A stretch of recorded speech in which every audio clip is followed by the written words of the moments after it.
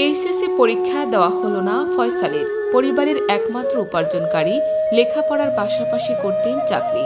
গুলিতে নিহত হয়ে সকল স্বপ্ন শেষ হয়ে গেল, বলছি কুমিল্লার দেবিদ্বার উপজেলার কাতিশের গ্রামের শফিকুল ইসলামের ছেলে। কোটা আন্দোলনের সময় গুলিতে নিহত ফয়সালের কথা। গত 19 জুলাই বিকেলে ঢাকার আবদুল্লাপুর বাসা থেকে কাজের কথা বলে বের হয়ে নিখোঁজ হয়। তারপর পুরো পরিবার রাজধানীর সকল হাসপাতাল, থানা, কারাগারে খুঁজে পাননি তাকে। সাম্প্রতিক সময়ে 1 আগস্ট সন্ধ্যায় ফের ঢাকা মেডিকেল গেলে সেখানকার এক ডাক্তার ছবি দেখান। খোঁজ মিলে ফয়সালের, কিন্তু ততক্ষণে বেওয়ারিশ লাশ হিসেবে গণকবরে দাফন সম্পন্ন। খবর পেয়ে পুরো পরিবারে শোকের মাতম বইছে। নিহতের মায়ের একটাই কথা, কোনো আইন মানি না আমি, আমার ছেলেকে ফিরিয়ে দিতে হবে। ছেলের শোকে স্তব্ধ হয়ে মা একটাই কথা বলছে, মানতাম না, আমি এই আইন মানতাম না।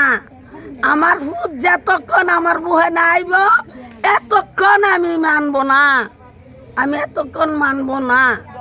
নিহত ফয়সাল রাজধানীর Dakshinkhan SM. Mozammel Haque BMT school and college থেকে 2024 অর্থ বছরের এইচএসসি পরীক্ষার্থী ছিলেন।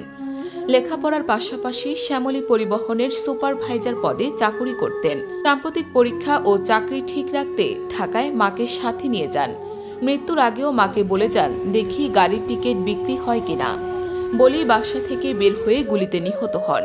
তার মাথায় ব্যান্ডেজে লেখা ছিল, হার নেই, হাত দেবেন না। ধারণা করা হচ্ছে গুলিতে মাথার খুলি উড়ে গেছে। পরিবারের 6 বোন 2 ভাইয়ের মধ্যে ফয়সাল সপ্তম। অনেক পরিশ্রমী ছিলেন, লেখাপড়ার পাশাপাশি এতটুকু বয়সে ধরেছেন পরিবারের হাল।